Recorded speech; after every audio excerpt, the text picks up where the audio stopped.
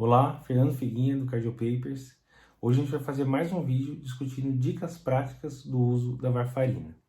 A gente lançou um tempo atrás um vídeo de 10 dicas da varfarina, mas o assunto é muito extenso e tem muita coisa ainda para a gente discutir.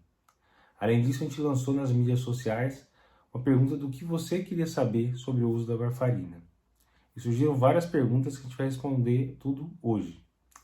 Então a gente vai comentar um pouquinho sobre como entrar com a varfarina, que dose que vai utilizar, que horário que a gente vai tomar, como que a gente vai ajustar a dose da varfarina baseado no INR, que é uma coisa que não tem muito consenso, a gente vai tentar discutir aqui isso um pouco hoje. Se o paciente sangrar, o que a gente vai fazer com esse paciente? Se o paciente vai para alguma cirurgia, seja pequena ou grande cirurgia, como que a gente deve fazer? A gente deve suspender ou não a varfarina? Então hoje a gente vai tentar responder bastante perguntas em relação ao uso da varfarina e tentar deixar a coisa mais simples para você poder utilizar com tranquilidade a varfarina na prática. Então primeiro, como que atua a varfarina? A varfarina é um anticoagulante que vai atuar inibindo a síntese de fatores de coagulação dependentes da vitamina K. Vocês lembram quais são os fatores de coagulação que são dependentes de vitamina K? São os fatores 2, fator 7, fator 9 e fator 10. Também diminui um pouco a síntese de proteína C e proteína S, que é outra coisa que vai interferir aí no sistema de coagulação. Como que a gente vai decorar esses fatores? Fator 2, fator 7, fator 9 e fator 10.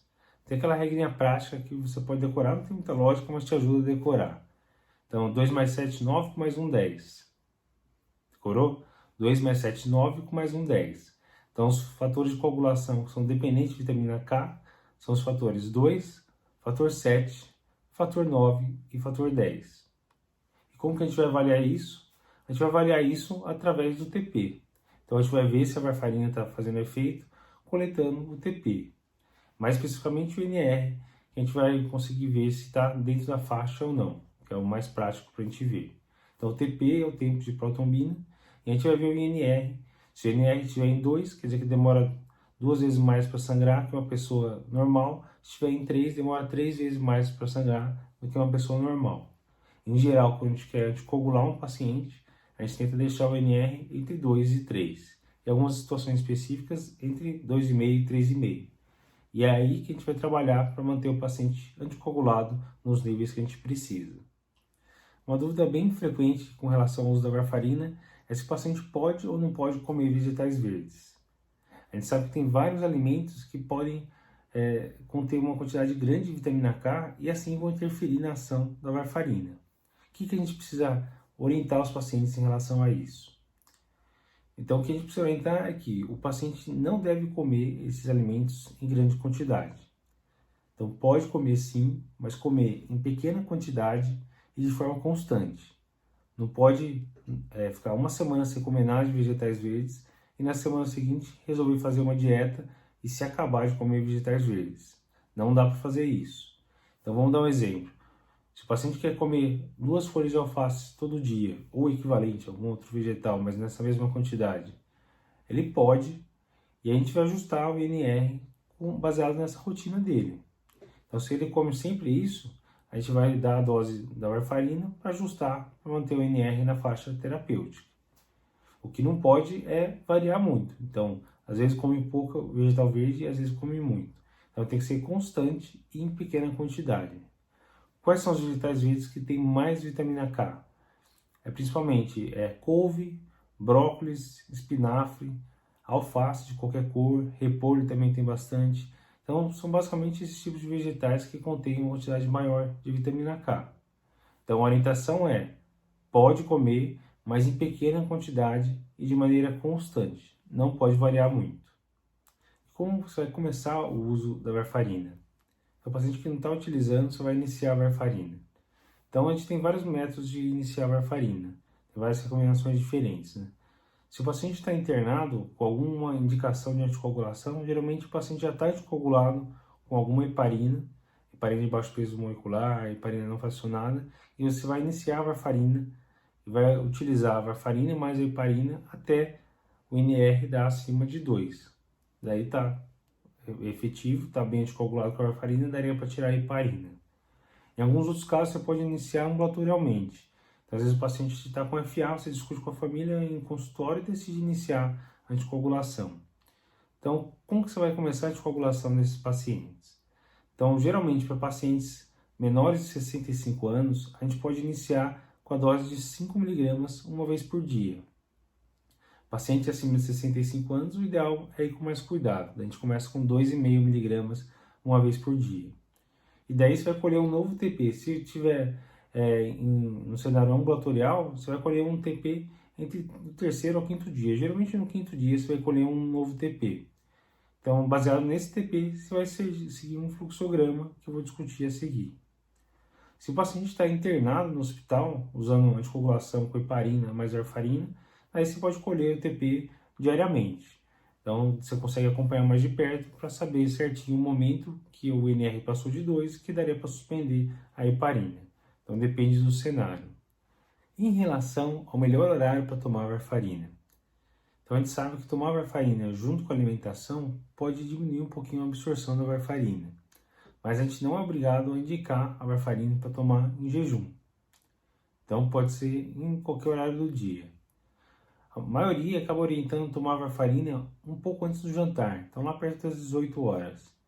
Isso facilitaria porque primeiro o estômago estaria vazio, né, tá, antes do jantar, e segundo, ficaria fácil você pegar um resultado de TP alterado e poder orientar o paciente. Então muitas vezes o paciente colhe o TP de manhã, envia o resultado para o médico, o TP geralmente sai no mesmo dia, pedindo com TP, controle de anticoagulação, TP urgente. E daí, com o resultado em mãos, o médico vai poder ajustar a dose ainda no mesmo dia. Então, é uma sugestão antes do jantar. Mas pode tomar também de manhã cedo, não tem horário obrigatório para tomar. O mais importante, na verdade, é que tome sempre no mesmo horário. Tem que ser rigoroso em relação ao horário. E como a gente vai ajustar a dose da warfarina baseado no INR? Então, existem vários protocolos diferentes. Os guidelines geralmente não falam um protocolo específico, mas sim que o ideal é você usar algum fluxograma, algum protocolo para poder se guiar e atingir a faixa terapêutica. Então tem alguns aplicativos até que podem ajudar. Um que eu utilizo na prática que eu vou sugerir é um que chama Warfarin Guide. Então Warfarin Guide, né, guia de warfarina. Eu vou colocar aqui uma imagem do link, que você coloca o valor do NR, qual que é a meta que você quer, ele vai te dar a sugestão de mudança de dose. Então, o ideal é que você siga algum protocolo pré-estabelecido. Então, eu vou comentar um dos protocolos que eu achei interessante, achei fácil para a gente poder utilizar na prática, que é um protocolo canadense. Então, se o paciente chega com um INR abaixo de 2, daí o ideal é você considerar aumentar a dose. Como que você vai aumentar a dose? A sugestão, em geral, é aumentar baseado na dose semanal. Então, se o paciente tiver um NR abaixo de 2, o ideal é aumentar 10 a 15% a dose semanal de warfarina. Vamos dar um exemplo para ficar mais claro. Então, se o seu paciente toma warfarina 5 mg por dia, todo dia, ele vai tomar 35 mg em uma semana, 7 dias, certo? Então, a dose total semanal é 35 mg. Se o paciente vem com NR de 1,4, um NR bem baixo, o ideal é aumentar pelo menos 15% da dose total semanal. E daí, como seria 15% de 35? Em torno de 5 mg. Então, o ideal seria aumentar a dose semanal desse paciente em 5 mg. Então, se tivesse um comprimido de 1 mg, você poderia dividir em 5 dias diferentes. Na prática, geralmente a gente utiliza o mesmo comprimido do paciente. Então, se ele está utilizando 5 mg por 7 dias, a gente tende a colocar 2,5 mg em um dia e 2,5 no outro. Então ficaria utilizar warfarina 1 comprimido e meio na terça e na sexta, por exemplo, e 1 comprimido nos demais dias. Então você vai acabar utilizando o mesmo comprimido do paciente de 5 mg e quebrar durante a semana, para aumentar a dose semanal em 5 mg. Deu para entender? Você vai dar 5 mg a mais por semana para o paciente em dias separados. Vai dar 2,5 mg a mais na terça e 2,5 a mais na sexta, por exemplo. Então, como a droga tem uma meia-vida longa, você não precisa dar todo dia a mesma dose. Você pode ir quebrando para ajustar conforme necessário. Então, você aumentou a dose da warfarina, o NR está abaixo de 2, daí o ideal é que você colhe um novo TP em uma semana, certo? Se você colheu o TP e o NR deu entre 2 e 3, está dentro da faixa terapêutica. Você não precisa ajustar essa dose. Se deu entre 3 e 3,5, estaria um pouco acima. Daí depende. Se tiver 3,1, você pode até considerar manter e daqui umas 2 semanas colher o TP. Se tiver 3,4, 3,5, daí talvez seja interessante reduzir aí uns 10% da dose total semanal. Se tiver com um TP, um NR entre 3,5 e 4, daí o ideal é já reduzir alguma coisa mesmo, entre 10 e 15%. Lembrando que aqui a gente não está falando nada de sangramento. É um paciente que vem no seu consultório tranquilo com valor de NR. Se o NR estiver mais alto, entre 4 a 9, daí o ideal é suspender 1 ou 2 doses e reduzir a dose mesmo, reduzir pelo menos uns 15% aí da dose total semanal. E daí você não vai esperar muito tempo para colher um novo TP, colhe no máximo em uma semana. Você pode até considerar usar vitamina K em alguns casos, mas se não tiver com sangramento, não seria obrigatório usar vitamina K via oral para tentar reverter o efeito. Se o NR estiver acima de 9, daí o ideal é suspender pelo menos 2 doses, então 2 dias sem tomar, usar vitamina K, usar 2,5 a 5 mg de vitamina K e colher um novo TP no dia seguinte, um dia após essa suspensão de 2 dias, de 2 doses, né? Então aí você tem que acompanhar mais de perto, porque o paciente tem um risco de sangrar. Lembrando que aqui a gente está falando de um paciente que não está sangrando. Então, em geral, você não vai aumentar a dose da varfarina de forma rápida. Você não vai dar 5 mg uma vez por dia, tá com o TP baixo, vai aumentar para 10 mg uma vez por dia. Então você tem que fazer um aumento gradual da dose e geralmente você vai acabar quebrando. Então vai usar um comprimido e meio segunda, quarta e sexta e um nos demais, um comprimido e meio segunda, quarta, sexta e domingo e um nos demais, acaba ficando tudo quebrado mesmo, isso é normal. E é o jeito mais prático, porque você não exige que o paciente compre várias doses de varfarina de miligramas diferentes. Você pega um comprimido de 5, que o paciente já está utilizando e quebra. Tem alguns pacientes que vão precisar de uma dose mais baixa. Tem gente com 2,5 todo dia já resolve. Então, às vezes, pode comprar uma varfarina de 2,5. Tem gente que precisa de uma dose mais alta, tem varfarina de 7,5. Então, isso é muito particular de cada paciente e vai depender muito também do que o paciente está tomando. Muitas vezes eles já estão tomando várias outras drogas que vão ou aumentar ou reduzir o efeito da varfarina. E tem paciente que você precisa deixar com 12,5 todo dia, tem paciente que com 1 mg por dia você consegue anticoagular. Então isso depende demais do perfil do paciente que a gente está falando. Mas a gente precisa acompanhar esse paciente e determinar qual que é a faixa que a gente precisa de acordo com a realidade do paciente, com os remédios que ele toma, com o peso, com a dieta, tem muito fator para poder decidir qual que é a dose ideal para esse paciente. Em relação às interações medicamentosas, quais são as medicações que podem interferir no metabolismo da varfarina? A gente sabe que bastante droga interfere na ação da varfarina, né? Uma droga importante que a gente usa bastante junto com a varfarina é a amiodarona. A amiodarona vai reduzir o metabolismo da varfarina e vai aumentar então o seu efeito. Então, para aquele paciente seu que está com o NR bem controlado, tomando varfarina, e que vai partir para um tratamento com a amiodarona, por causa de uma fibrilação atrial, por exemplo, o ideal é que a gente reduza em 25% a dose da varfarina. Isso pouca gente lembra na prática. Então, a amiodarona aumenta o efeito, a propafenona, outro antiarrítmico, também pode aumentar um pouco o efeito da varfarina. Tem os clássicos antifúngicos, né? Então, cetoconazol, fluconazol, miconazol, tudo pode aumentar o efeito da varfarina. Alguns antibióticos, ciprofloxacina, claritromicina, eritromicina, azitromicina, que a gente tem usado bastante ultimamente, tudo isso aumenta o efeito da varfarina. E quais são as drogas que reduzem o efeito da varfarina? O Dr. Eduardo criou mais uma regrinha aí para ajudar a gente. Então tem um RFC, Redução Futebol Clube, é a regrinha. Então quais são as drogas que reduzem o efeito da varfarina? R de rifampicina, F de fenitoína e fenobarbital e C de carbamazepina.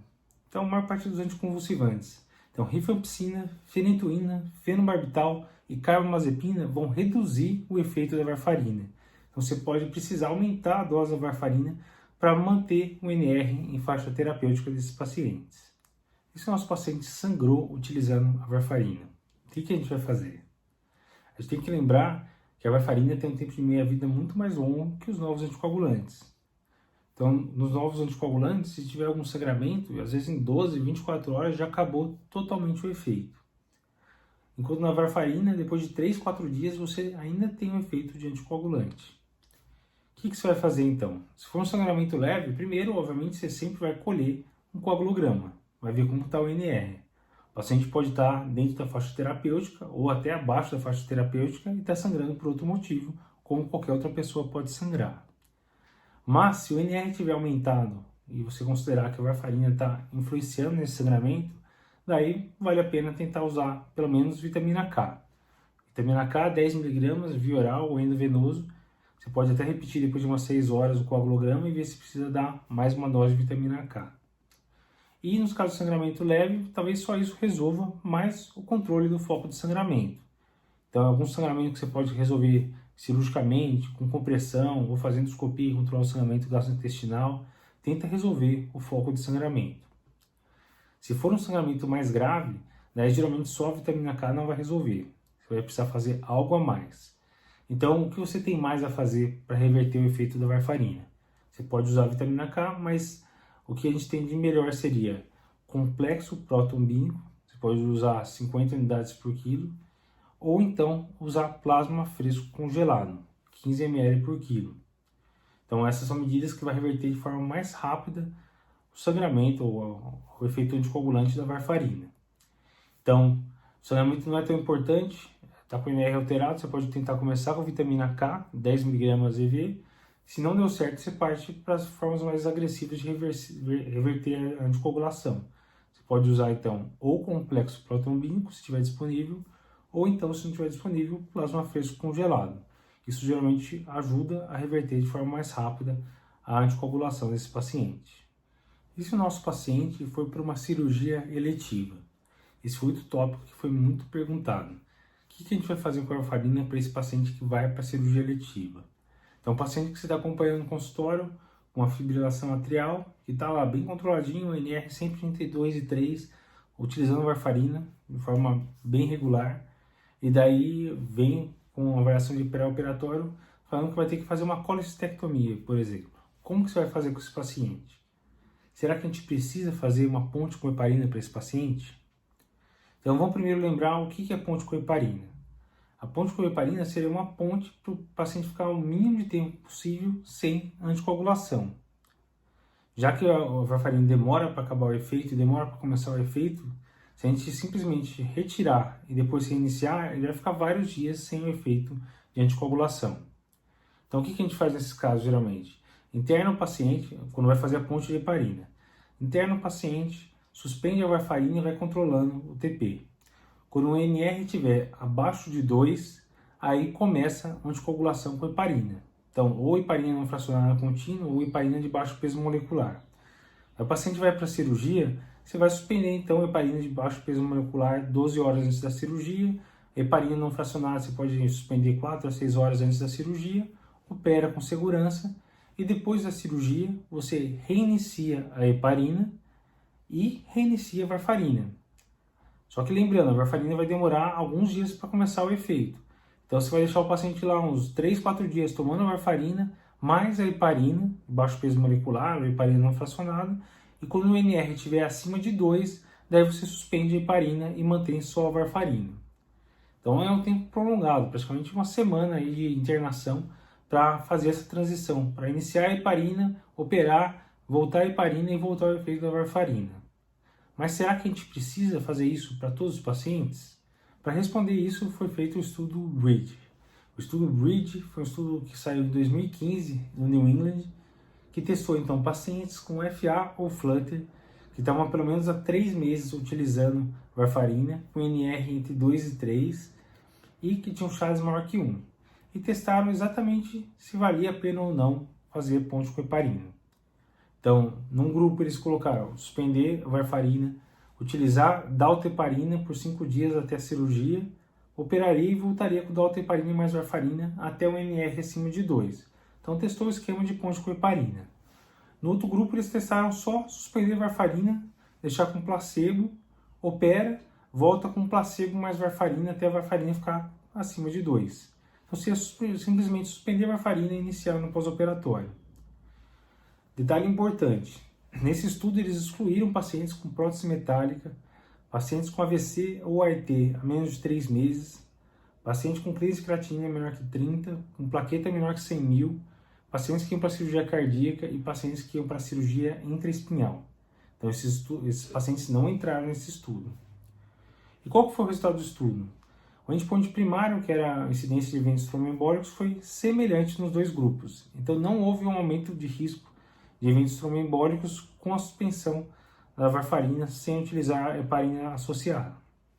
Em relação ao sangramento, houve uma tendência a aumento de sangramento no grupo que fez ponte com heparina, que utilizou a dalteparina. Então o recado do estudo é que dá sim para fazer com segurança a cirurgia, simplesmente suspendendo a varfarina e iniciando no pós-operatório sem fazer ponte com heparina. Então aquele paciente que vai para colecistectomia e tem FA, você pode simplesmente suspender a varfarina e reiniciar no pós-operatório. Agora a gente tem evidência para isso. Então isso quer dizer que morreu a ponte com heparina?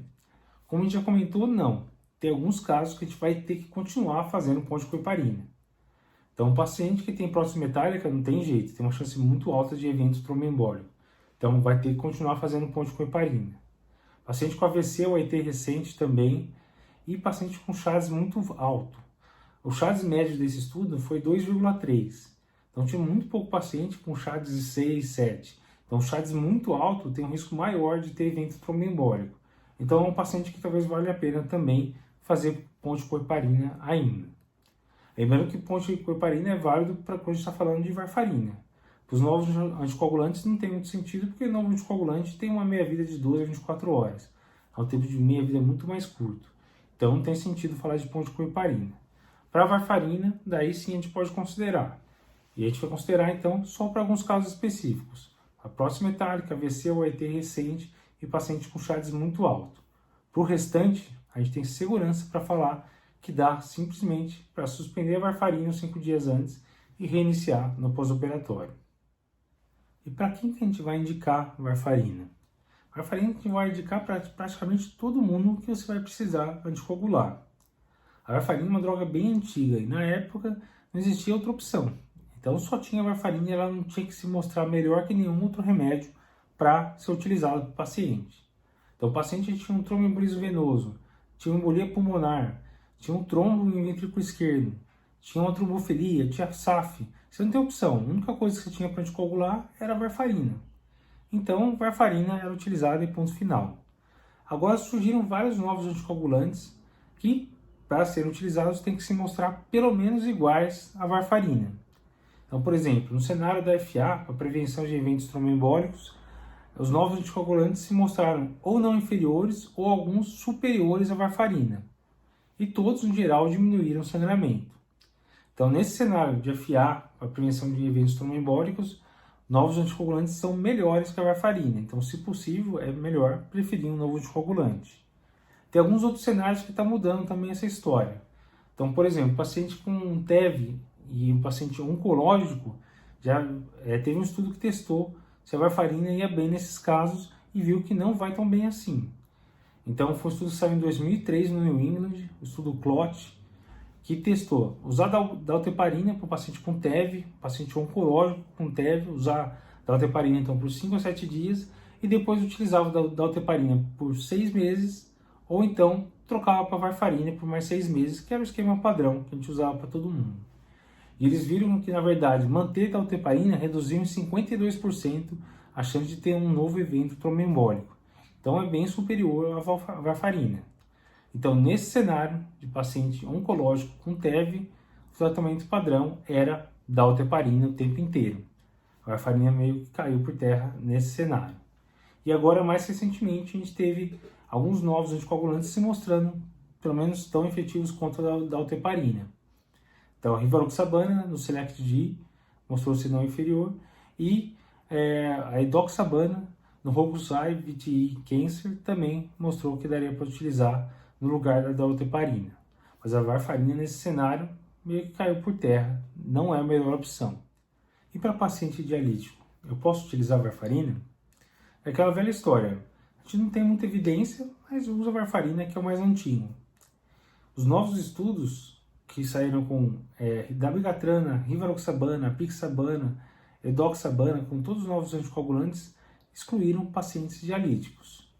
Então, na verdade, na ausência de uma evidência melhor, a gente acabava utilizando varfarina para esses pacientes.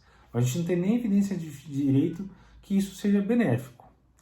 Para tentar ajudar a responder essa questão, saiu no JACC agora em janeiro de 2020, um trabalho que foi uma meta-análise de 16 artigos, 16 estudos observacionais. Deu mais de 70 mil pacientes e 2 desses estudos tinham novos anticoagulantes avaliados, a apixabana.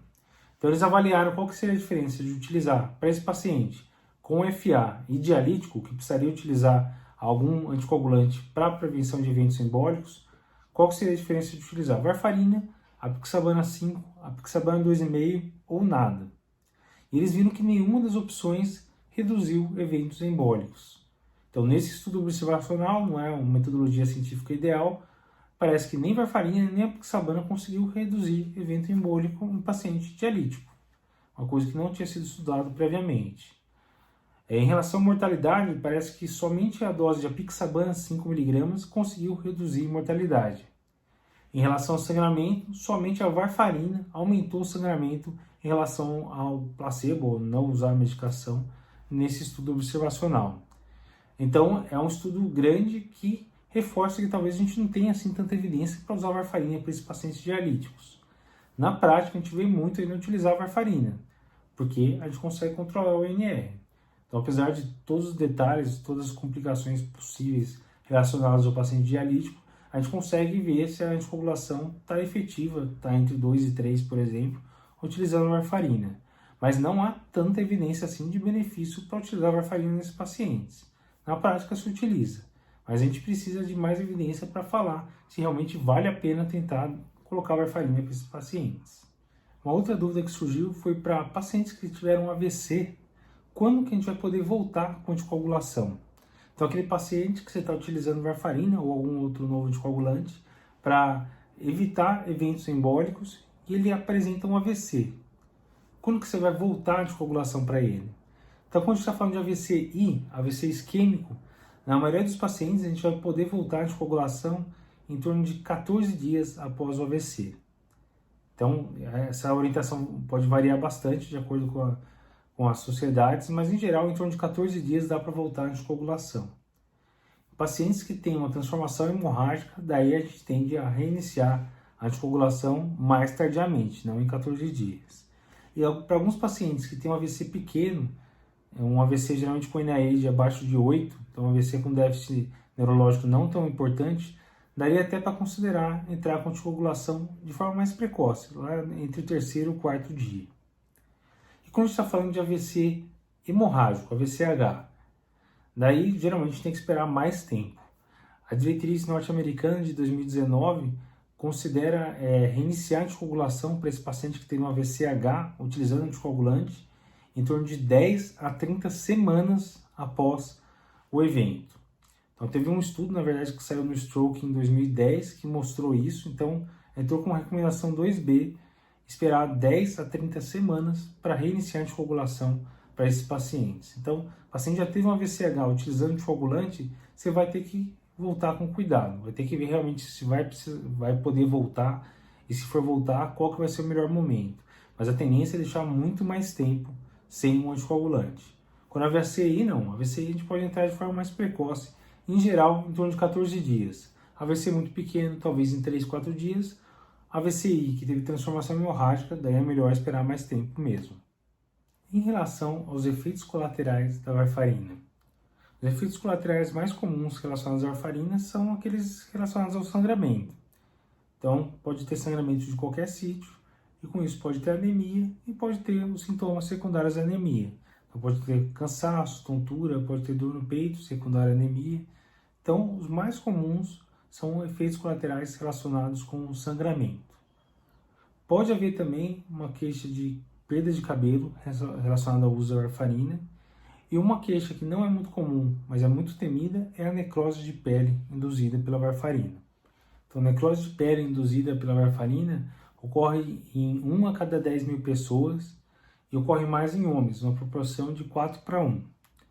Geralmente ocorre em pacientes que tem uma história de trombofilia, às vezes é desconhecida, mas que tem algum antecedente de trombofilia, ou então pacientes que iniciam uma dose muito alta de varfarina, então que tenta iniciar com varfarina 10 mg por dia para tentar atingir mais rápido o NR, sem usar heparina associado. Geralmente a necrose de pele se desenvolve 3 a 5 dias depois do início do tratamento e ocorre geralmente em regiões que têm mais gordura, por ter menos suprimento sanguíneo. Então, região de tórax, abdômen e nádegas. Então, pacientes com deficiência de proteína C, deficiência de proteína S, com deficiência de antitrombina 3, fator 5 de Leiden, anticorpo antifosfolípide e hiperhomocisteinemia são os pacientes que teriam maior risco de desenvolver a necrose de pele induzida pela varfarina. Então, por que ocorre a necrose de pele? A gente precisa lembrar do mecanismo de ação da varfarina. A varfarina vai inibir a síntese de fatores de coagulação dependentes de vitamina K. Lembra? Fator 2, 7, 9 e 10. Mas vai inibir também a síntese de proteína C e proteína S, que são dependentes de vitamina K. E essa inibição de proteína C e proteína S ocorre de forma mais rápida do que dos demais fatores de coagulação. Então, por poucos dias, o paciente vai ficar com estado de hipercoagulabilidade. Então, por essa inibição de fatores de proteína C e proteína S, vai aumentar a coagulação desse paciente de forma transitória. E se o paciente já tem uma tendência, a chance de ele formar eventos trombóticos nessa fase é muito maior. O que a gente vai fazer com esses pacientes? Então, primeiro, vai parar a varfarina. Se for fundamental manter o paciente anticoagulado, daí inicia a heparina endovenosa ou heparina de baixo peso molecular e deixa assim até resolver o quadro cutâneo. Resolvido o quadro cutâneo, a gente pode sim considerar voltar para a varfarina, se o paciente tiver indicação. Mas aí a gente vai iniciar a varfarina numa dose menor, pelo menos metade da dose que tentou anteriormente, e sempre com heparina associada desde o começo do tratamento. Uma vez que chegou no NR acima de 2 e atingiu o que você quer, já está bem anticoagulado, daí pode tirar a heparina, que já é o risco de formar necrose é muito menor. O risco de necrose principal é nesses primeiros dias de tratamento com a varfarina e quando não está utilizando nenhuma outra heparina associada. Então seriam essas dicas de varfarina. Eu acho que a gente conseguiu responder a maior parte das questões que surgiram aí nas mídias sociais relacionadas à varfarina. Se sobrou alguma dúvida que ainda ficou relacionada à varfarina, manda aqui pra gente, curte o vídeo aí, compartilha com os amigos e continua sempre ligado aqui no Cardio Papers.